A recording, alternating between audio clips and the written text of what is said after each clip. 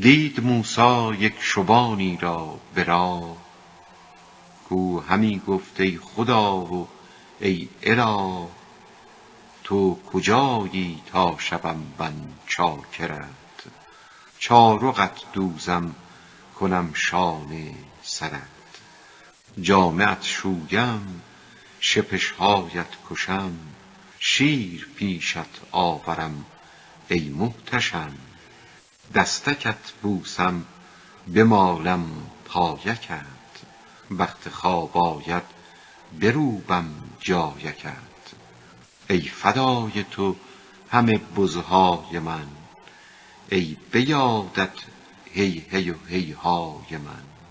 این نمط بیهوده می گفت آن شبان، گفت موسی با کی هستیم ای فلان، گفت با آن کس که ما را آفرید، این زمین و چرخ از او آمد پدید.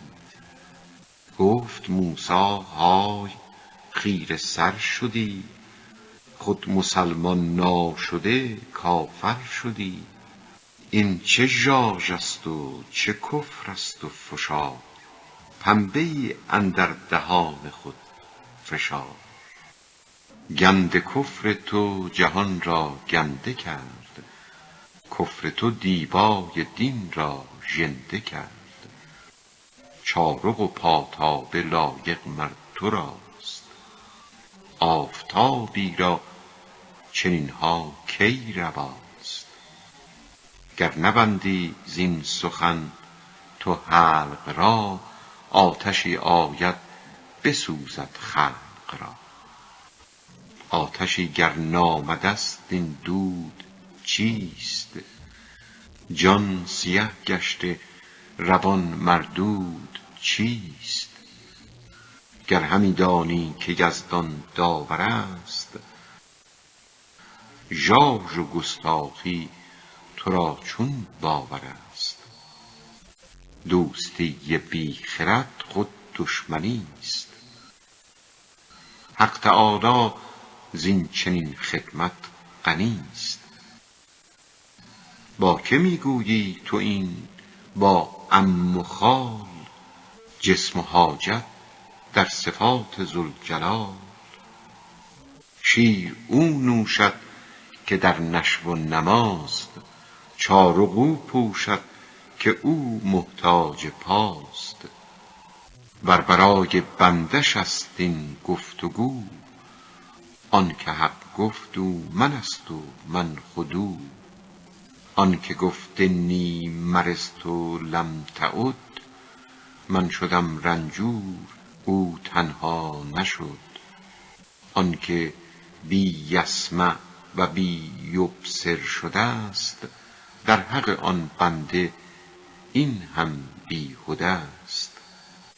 بی ادب گفتن سخن با خاص حق، دل بمیراند سیه دارد ورق. گر تو مردی را بخوانی فاطمه، گرچه یک جنسند مرد و زن همه، قصد خون تو کند تا ممکن است، گرچه خوش خو و حلیم و ساکن است. فاطمه مدح است در حق زنان، مرد را گویی بود زخم سنان. دست و پا در حق ما استایش است، در حق پاکی حق آلایش است. لم یلد لم یولد او را لایق است، والد و مولود را او خالق است. هرچه جسم آمد ولادت وصف اوست، هرچه مولود است او زین سوی جوست. زان که از کون و فساد است و مهین، حادث است و محدثی خواهد یقین. گفت ای موسی دهانم دوختی، وز پشیمانی تو جانم سوختی. جامه را بدرید و آهی کرد تفت، سر نهاد اندر بیابانی و رفت.